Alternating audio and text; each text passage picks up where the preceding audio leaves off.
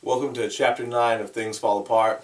In this chapter, you'll get to hear my favorite story, or my favorite proverb about why the mosquito buzzes in your ear.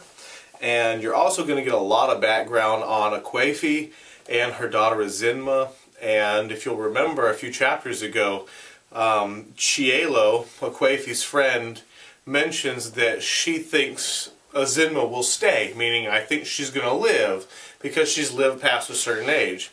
And you're going to get more information about that so that that's clear for you in this chapter.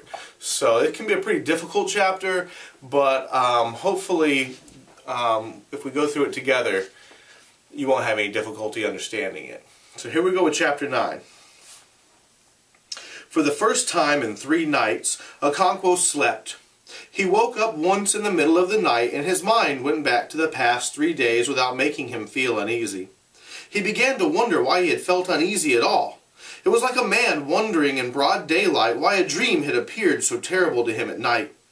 He stretched himself and scratched his thigh where a mosquito had bitten him as he slept. Another one was wailing near his right ear. He slapped the ear and hoped he had killed it. Why do they always go for one's ears? When he was a child, his mother had told him a story about it, but it was as silly as all women's stories. Mosquito, she had said, had asked Ear to marry him, whereupon Ear fell on the floor in uncontrollable laughter. "How much longer do you think you will live?" she asked. "You are already a skeleton." Mosquito went away humiliated, and any time he passed her way, he told Ear that he was still alive. I really like that story. I think it's real cute. That's what his mother told him about why mosquitoes buzz in your ear.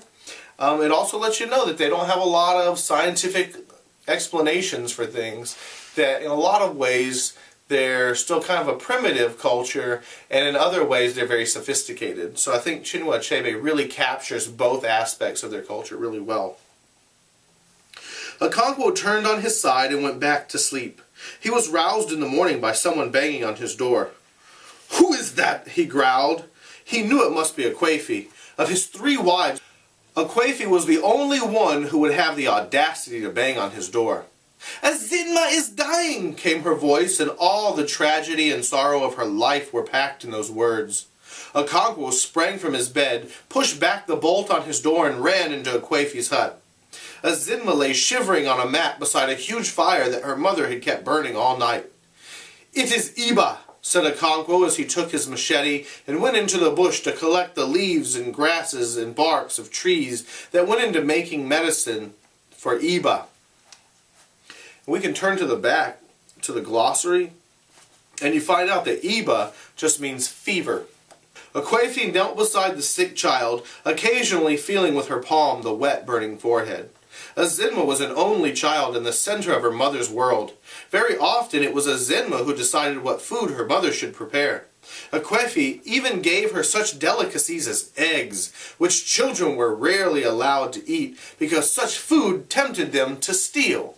Now, I know that probably sounds strange to us here in the West, but if you have a delicacy, something that you know you're not supposed to get or something, and then you do get it, you may want more of this thing that's kind of a luxury. And if you start wanting more and more luxury items, you may be tempted to steal for them.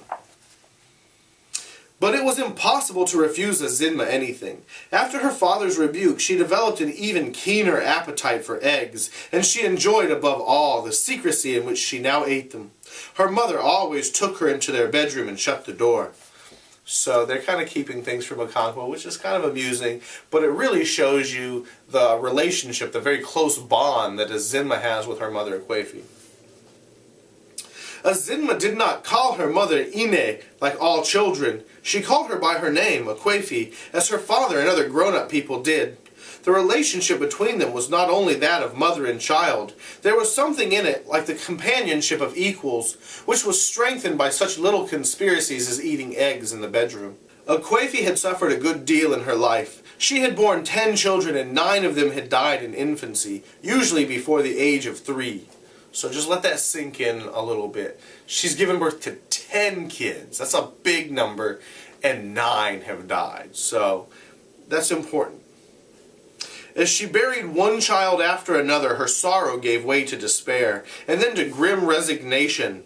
The birth of her children, which should be a woman's crowning glory, became for Akwefi mere physical agony, devoid of promise.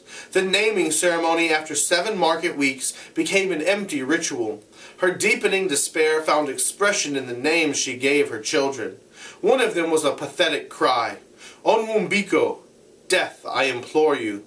But death took no notice. Onwumbiko died in his 15th month. The next child was a girl, Ozoimena. May it not happen again. She died in her 11th month, and 2 others after her. Akwefi then became defiant and called her next child Onwuma. Death may please himself. And he did. So you can see that she might be pretty bitter at this point because they don't have the advantage of Western medicine and epidurals or anything. And, by all accounts, it's very painful to give birth to a child. And so she's just going through the pain, knowing that the kid's going to die. And so that would definitely lead to a very serious depression. After the death of Akwefi's second child, Okonkwo had gone to a medicine man, who was also a diviner of the Afa oracle, to inquire what was amiss. This man told him that the child was an Obanje, one of those wicked children who, when they died, entered their mother's wombs to be born again. And you can look up the definition of Obanje in the back of the book as well, and it tells you that it's a changeling, a child who repeatedly dies and returns to its mother to be reborn. It is almost impossible to bring up an Obanje child without it dying, unless its Iyi Uwa was first found and destroyed.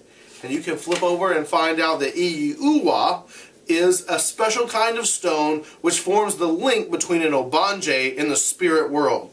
Only if the Iyi Uwa were discovered and destroyed would the child not die. So, they believe that Akwefi's problem is because she is inhabited by this Obanje child.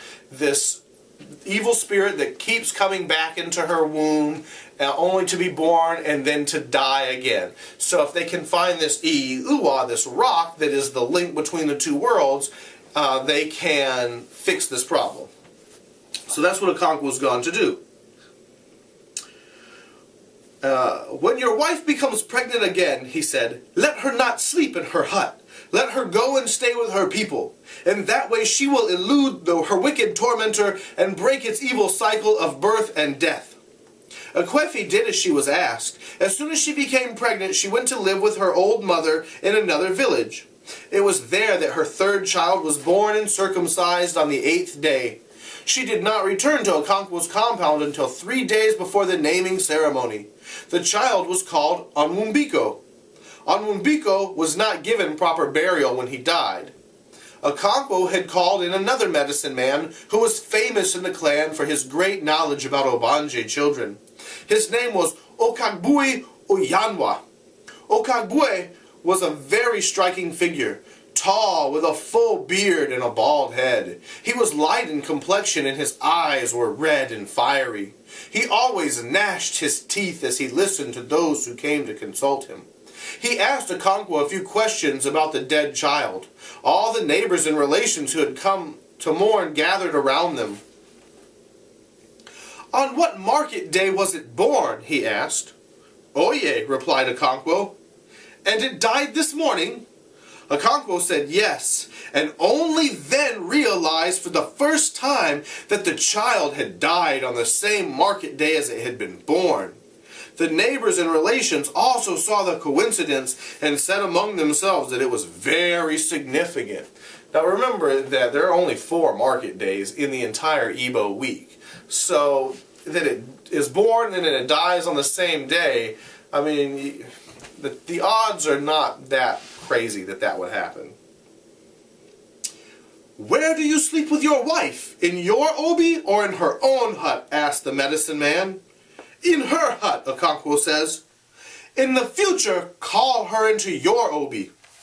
The medicine man then ordered that there should be no mourning for the dead child. He brought out a sharp razor from the goatskin bag slung from his left shoulder and began to mutilate the child. Then he took it away to bury in the evil forest, holding it by the ankle and dragging it on the ground behind him.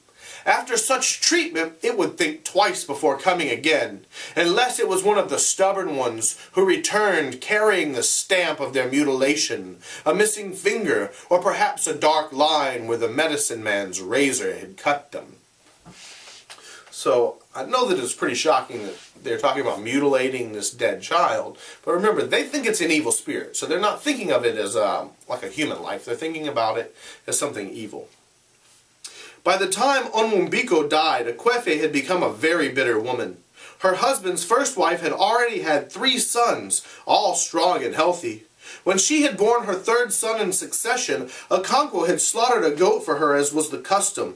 Akwefe had nothing but good wishes for her, but she had grown so bitter about her own chi that she could not rejoice with others over their good fortune. And so on the day that Nwoye's mother celebrated the birth of her 3 sons with feasting and music, Akwefe was the only person in the happy company who went about with a cloud on her brow. Her husband's wife took this for malevolence, as husbands' wives are wont to do. How could she know that Akwefe's bitterness did not flow outwards to others, but inwards into her own soul? That she did not blame others for their good fortune, but her own evil chi who denied her any. At last the Zinma was born, and although ailing, she seemed determined to live. At first Akwefe accepted her as she had accepted the others, with listless resignation. So when Akwefe's born, when a Zinma's born, Akwefe doesn't think that she's going to live, so she doesn't really probably take great care of her. But when she lived on to her 4th and 5th and 6th years, love returned once more to her mother, and with love, anxiety. She determined to nurse her child to health, and she put all her being into it. She was rewarded by occasional spells of health, during which a Zinma bubbled with energy like fresh palm wine. At such times she seemed beyond danger, but all of a sudden she would go down again. Everybody knew she was an Obanje. These sudden bouts of sickness and health were typical of her kind, but she had lived so long that perhaps she had decided to stay. Some of them did become tired of their evil rounds of birth and death, and took pity on their mothers and stayed. Akwefe believed deep inside her that a Zinma had come to stay. She believed because it was that faith alone that gave her own life any kind of meaning. And this faith had been strengthened when a year or so ago a medicine man had dug up a Zinma's Iiua. Everyone knew then that she would live because her bond with the world of Obanje had been broken. Akwefe was reassured, but such was her anxiety for her daughter that she could not rid herself completely of her fear. And although she believed that the Iiua which had been dug up was genuine, she could not ignore the fact that some really evil children sometimes misled people into digging up a specious one.